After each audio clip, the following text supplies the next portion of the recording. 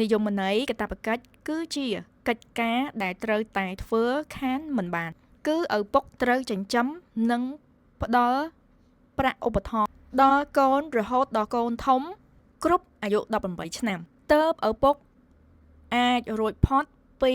កាតព្វកិច្ចចិញ្ចឹមកូនមួយទៀតគឺពាក់ព័ន្ធនឹងទ្រព្យរួមនិងទ្រព្យដោយឡែកដំណេកទៅដែលហៅថាទ្រព្យរួមគឺជាទ្រព្យដែលរកស៊ីជាមួយគ្នាអំឡុងពេលរស់នៅជាមួយគ្នារួមមានដូចជាដី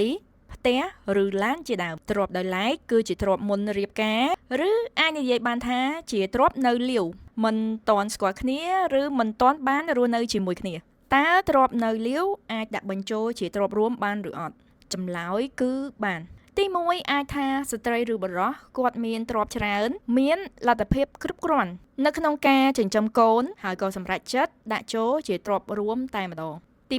2អាចជាការស្រឡាញ់ពេញចិត្តនិងសន្យាថាមិនបោះបង់គ្នាចោលពួកគាត់ក៏អាចព្រមព្រៀងដាក់ចូលជាទ្រព្យរួមបានដែរទី3អាចជាការចំណាយម្នាក់ឯងលើសលប់ខ្លាំងពេកក៏សម្រេចដាក់ចូលជាទ្រព្យរួមហើយបន្តបង់រួមគ្នាឧទាហរណ៍ការទិញផ្ទះបង់រំលោះជាដើមបញ្ជាក់ទ្រព្យរួមនិងទ្រព្យដោយឡែកអាចកំណត់បានកាលណាគេពិនិត្យទៅលើអេតាស៊ីវិល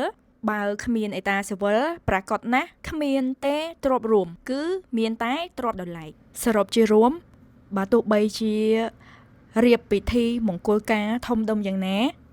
ការចុះអេតាស៊ីវិលគឺមានសារៈសំខាន់ជាងចង់រត់ឯកសារច្បាប់ការខ្មែរចិន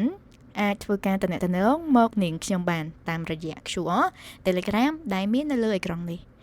អូខេអញ្ចឹងសម្រាប់វីដេអូនេះនាងខ្ញុំសូមបញ្ចប់នៅត្រឹមប៉ុណ្នេះយើងនឹងជួបគ្នានៅវីដេអូបន្តទៀតអូខេបាយបាយ